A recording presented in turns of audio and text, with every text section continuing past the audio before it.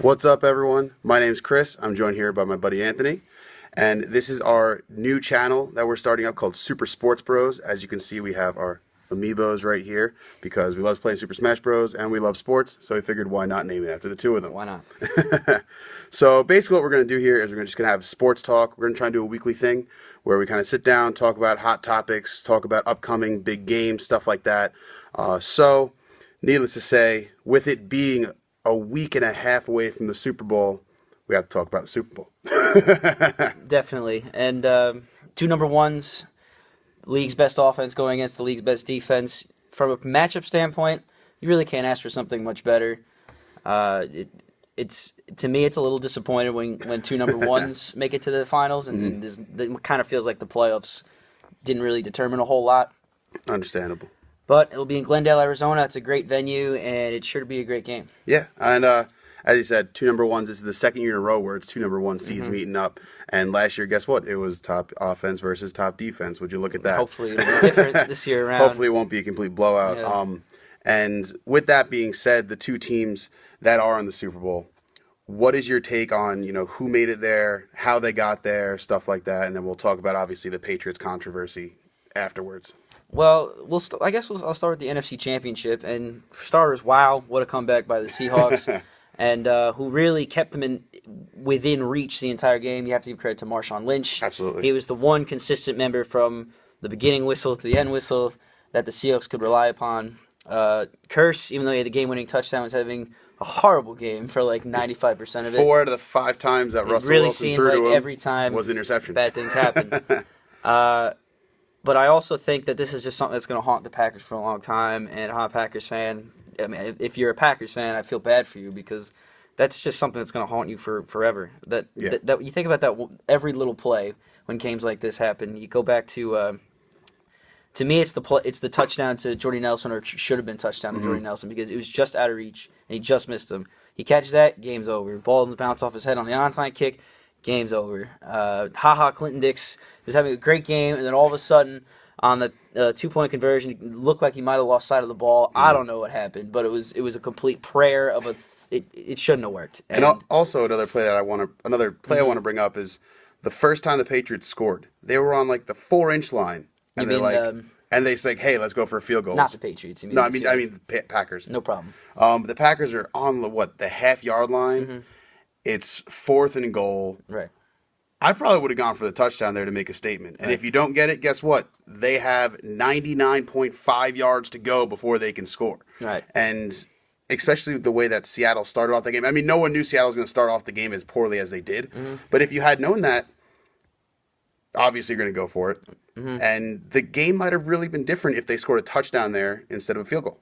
I mean, hindsight's always 20/20, and a lot of Packer fans seem to be complaining that Mike McCarthy was a little too conservative.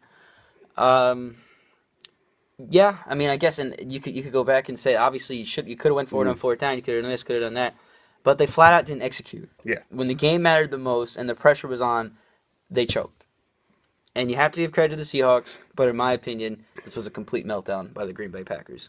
Yeah, and you can make excuses left and right, but Seattle played their asses off in the 4th quarter in overtime. They deserved that win after what they did in the 4th quarter. And my last comment on this game is I don't understand how you let up a home run ball in overtime like that because it was clear that the Packers had 8 men in the box. They're saying, look, they're going to give it to Marshawn Lynch. They've been doing it all game. They're going to pound it. And then Russell Wilson, who any quarterback would have done this, noticed that they had all these guys in the box, started to talk for a while. No check back by Green Bay. There's no safety on the play. There's no help. It was a disaster. Poor defensive scheming on that play. And I lied. One more thing I wanted to say was why didn't Green Bay act like they could win the game at the end of regulation? They got the ball in midfield like that in no time. And all of a sudden, they only called one of their 3 timeouts. They're thinking, let's milk the clock for as long as we can. I don't get it. Yeah, That's probably my biggest Mike McCarthy complaint. Maybe it was on Rodgers because it was in the hurry-up. But I didn't understand why they didn't try and stretch the end of the field and win the game and walk-off fashion. Granted, their hurry-up offense was unstoppable. So, I mean, that might have been why they did it. Who knows? Anyway, moving on to the AFC Championship game. The Patriots completely embarrassing the Colts. Right. I said going into the playoffs that the Patriots are probably one of the most well-rounded teams in the playoffs, and that kind of showed in this game. Definitely. Their defense was great. Their offense, led by Tom Brady, was great. And then LeGarrette Blount is, in my opinion, the one who really got their offense clicking. Absolutely. Because he was look almost like Marshawn Lynch did a few years ago in that week against the Arizona Cardinals this year, where they were clicking on all cylinders. There was no stopping that Patriots offense at all. In the regular season, it was Jonas Gray, and in the postseason, it was LeGarrette Blount. It didn't matter who was playing running back in this game, and that's because if you want to beat the New England Patriots, if you look at teams that have consistently given them trouble over the years, my Giants have given them trouble. The Ravens often give them trouble. And my Jets have even given Your them Jets. trouble. And what is consistent about three of those teams? They Defense. had defensive line specifically, a pass rush. You have to be able to hit Tom Brady. You could have the best cover corners. They had the good coverage team in Indianapolis. Yeah. You could be the best coverage team in the NFL, but if you give Tom Brady time, you're going to lose. And the defensive line for Indianapolis in the past game, it was abysmal. They were quarterback sneaks going for 4 yards. That's a sign you can't win. You can never beat New England that way, and that's why New England has always had Indy's number, and they will continue to have Indy's number until they develop these parts. And that's definitely something Indy needs to address in the offseason, whether it's going after Jason Pierre-Paul as a free agent, going first-round defensive lineman, trading up in the draft to get a better defensive lineman, what have you, because I know there are a couple that are ranked within the top 10 that they might be willing to trade up for if another team is willing to trade down. So you have to look at it that way, that they're probably going to look at some, big name free agents, JPP being, I think, number one on the list, and then looking into the draft, building through the draft. Something they really have to work on. Yeah, because when they had a decent defensive line last year, they had Robert Mathis, and obviously he's not playing, and then you had Dwight Freeney, who I believe is with San Diego now, right? So you have two. They were pretty good defensive ends, and you lose those two. So what do you have to replace them? They didn't really have those backups that could step in when called upon. And that's really shown this year. I'm surprised they even got to where they did with the defensive line like that, because they haven't been able to really stop the run very well. And you can only rely on your secondary so much, because if a team can run the ball and throw the ball, you're going to be in trouble. Right. And I think Andrew Luck's a terrific talent and a terrific exemplary athlete. Yes. But no team in this league can win completely dependent on their quarterback. Absolutely. It's never happened ever in the history of the NFL. Not one bit. But what I wanted to talk about more about this game was, because it was such a blowout, I wanted to talk more about the integrity of the New England Patriots. A conversation between us and our peers quickly, as it was happening, the play was this. I believe the score was 38-7. I have been 31-7. It was 38-7. It was 38-7. 5 minutes left in the game. 4th down for New England in field goal range. They went for it, and then they got the touchdown. I don't care if this is the Super Bowl. I don't care if this is the game of your life. I don't care if it's the last game Tom Brady and Bill Belichick ever play. That's uncalled for. That is my personal opinion. And some of our friends think, oh, you earn the right to win and you earn the right to show how much better you are. There was no question how much better the New England Patriots were than the Indianapolis Colts at this point in the game. And I think that there are a lot of coaches in this league that wouldn't do that, and Bill Belichick's just not one of them. Yeah, and it's kind of funny because the two coaches that would do that are the two that are playing the Super Bowl. Pete Carroll and Bill Belichick are known for doing stuff like that. Right. So that's where probably the opposing argument would lie is, hey, if you're not ruthless, if you don't have this attitude, maybe you can't win. And personally, I'm a huge Tom Coughlin fan, Giant supporter. He struggled lately, but we won with him. We won with that class and integrity, and I'd rather have that every single time. Yeah, and I look at it this way.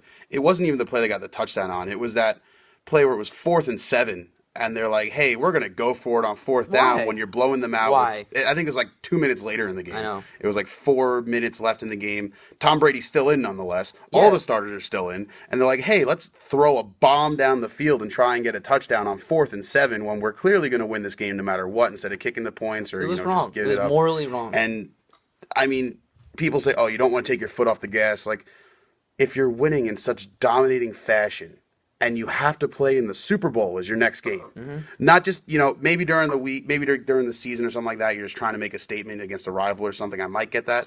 But if you have to play in the Super Bowl as your next game, you can't be leaving your starters out there with risk of them getting hurt. Especially with a player like Tom Brady. He's 38, 39 years old now, 37, something like that. He's getting older. He's not as strong and durable as he used to be.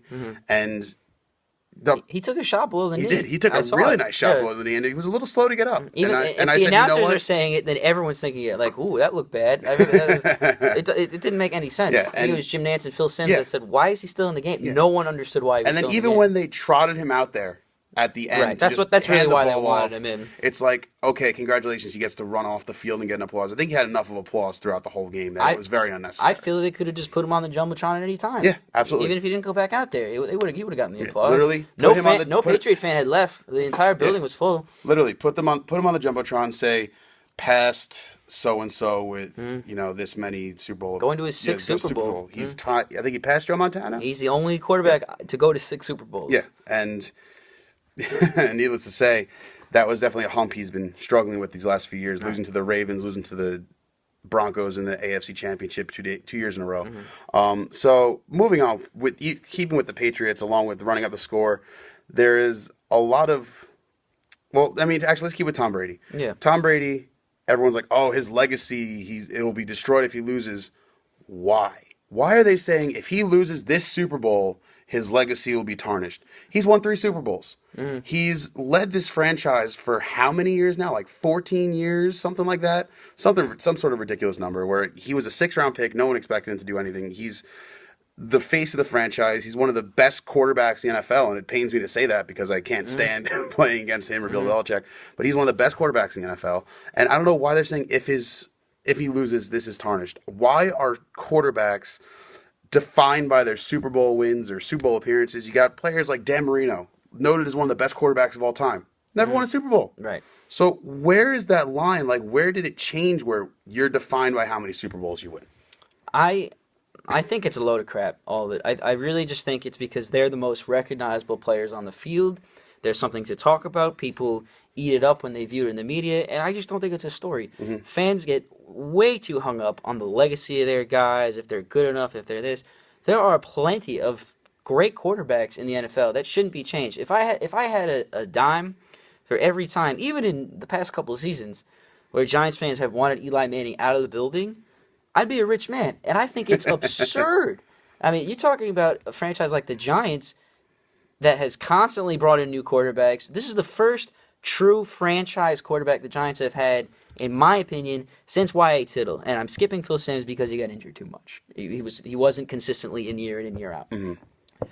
Now, separate from the Giants, I don't think the legacy of a player should be tarnished by how they do in the postseason. Because if you look at Peyton Manning 2 weeks ago, everyone was ripping him apart, thinking, "Oh, classic Peyton Manning, one and done Peyton Manning," and he's had a lot of those. But that takes away from the fact that he's one of the most innovative athletes of all time. Completely changed the way quarterback is played in the NFL today. The fact that he has one of the greatest comeback stories in recent memory. He had to completely relearn how to throw and had danger of being paralyzed.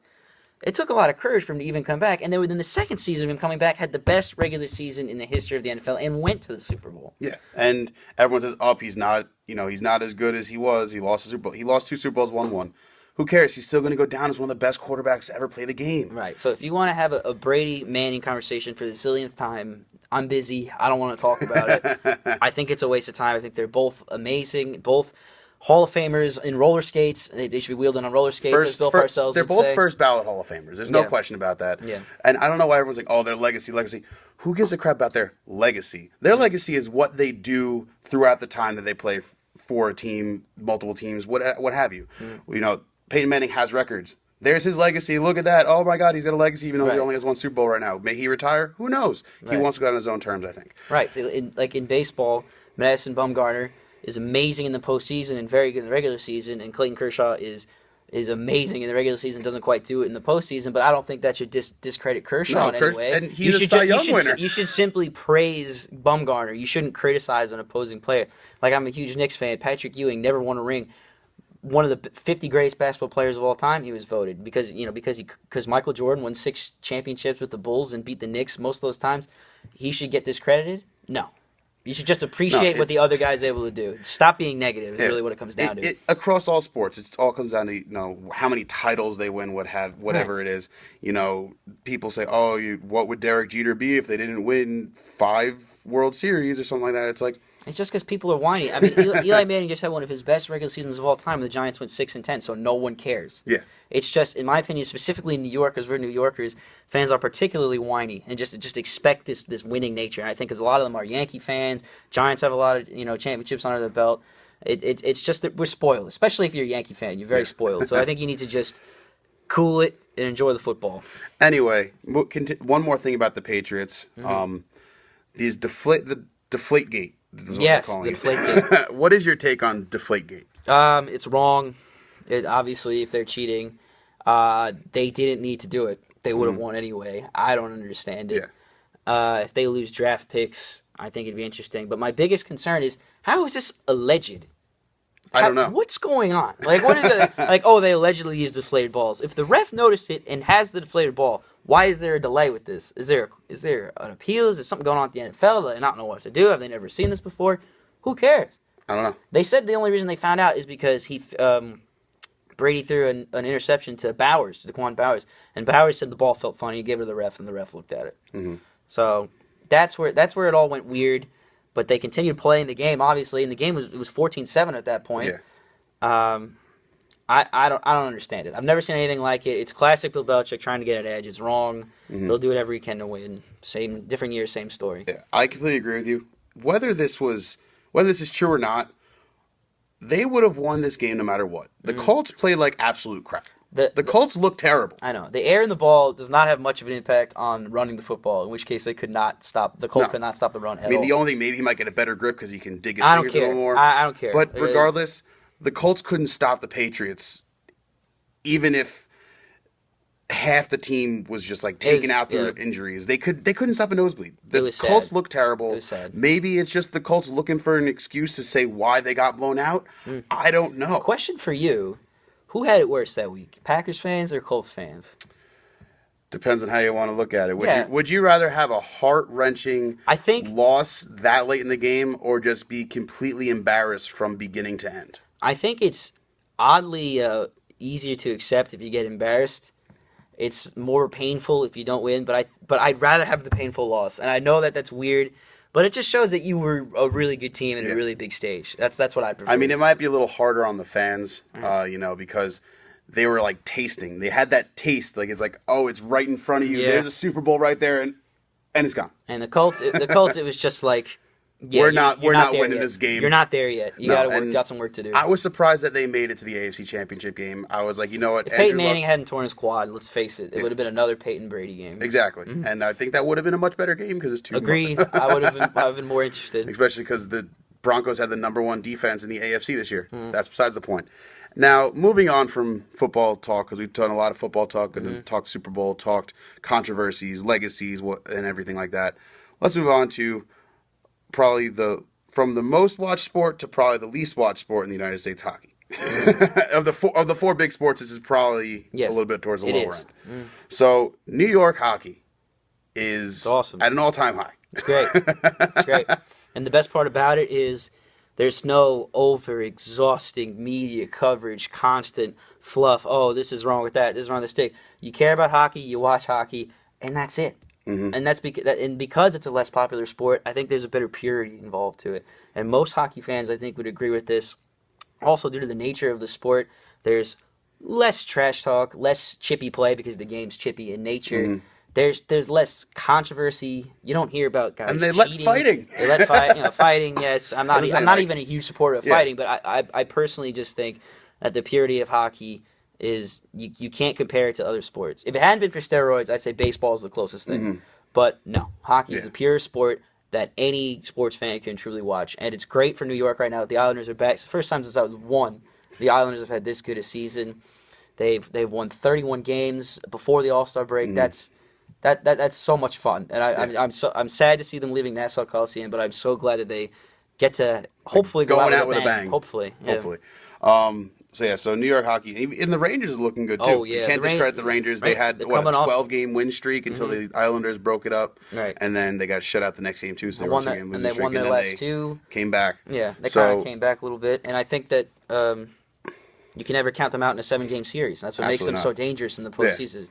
Because you got guys like Lundqvist, who's a little bit, on a decline, but he's still one of the best goalies in the game. If you Yeah, ask I me. wouldn't even call him on the decline. I mean, the only reason people Is because they can say haven't he's won not as much as good they as the usually. best player, which is Jonathan Quick.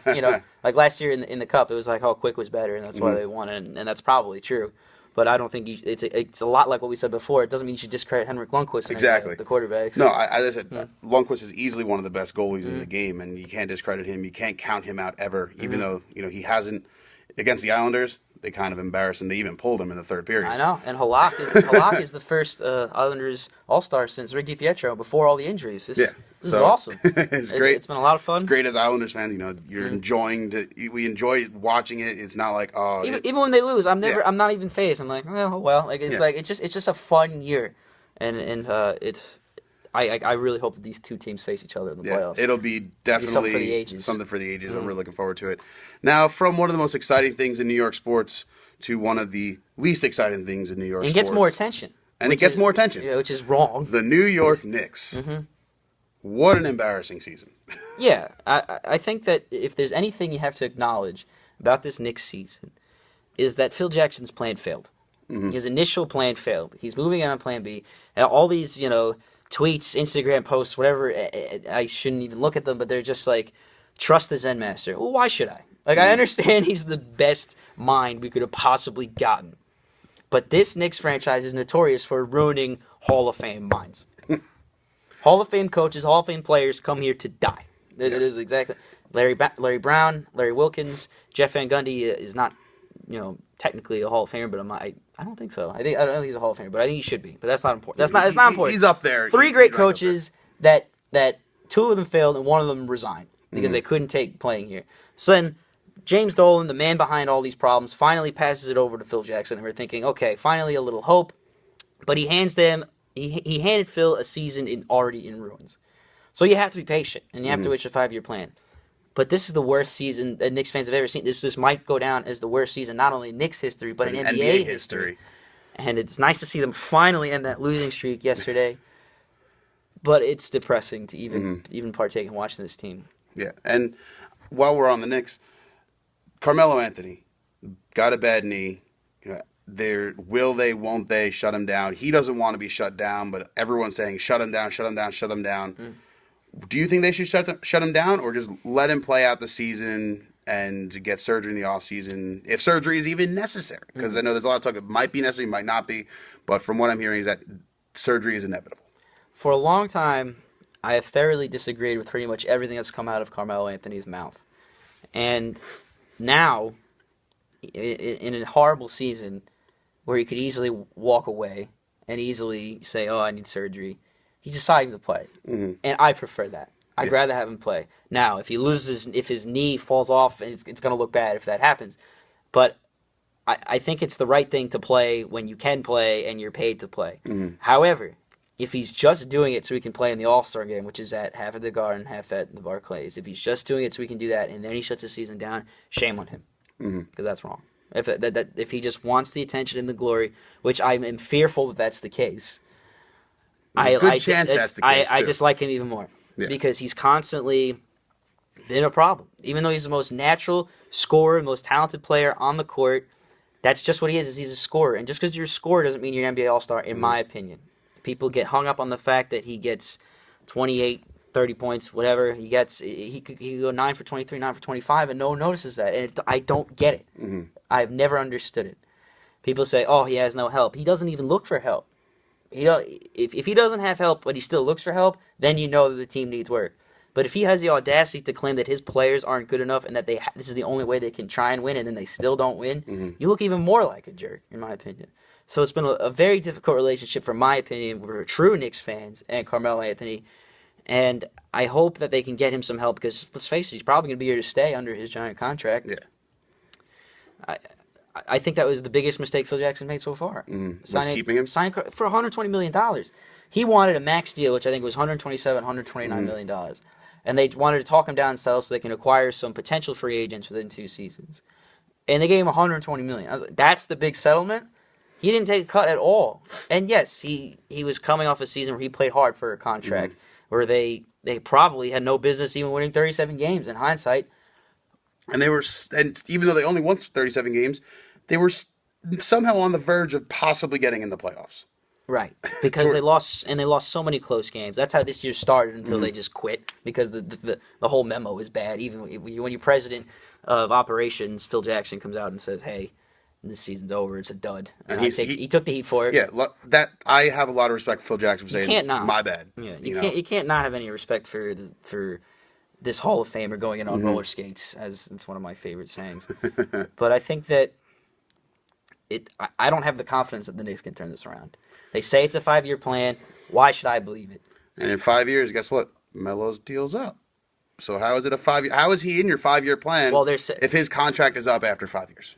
They're saying that's not what it means, Lizio. What it means is you know in the 5th year they're Yeah. going to be able to make a run. Yeah. And that's why they locked Melo up for 5 years. It was part of the plan. But they also didn't expect to be this bad. They said, what was their prediction? 8 seed, 7 seed this year? Yeah, something like that. So that was an extreme failure.